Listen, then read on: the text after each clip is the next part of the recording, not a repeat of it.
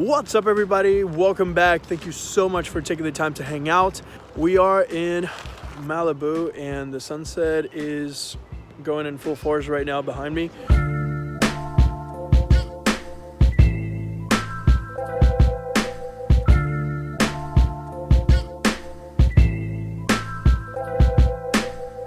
But I wanted to take some time to share with you how you can film for Instagram, for Snapchat, or how you can use your DJI Osmo Mobile while charging. As you can see right now, I'm doing portrait with the DJI Osmo Mobile and my iPhone 10.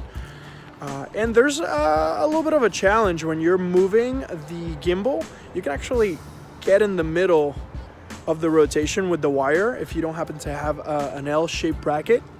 But it is completely possible to film while charging.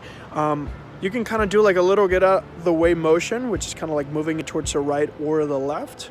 And then that would definitely give you a little bit better control. So it's seamless, so you can get it closer and go further back.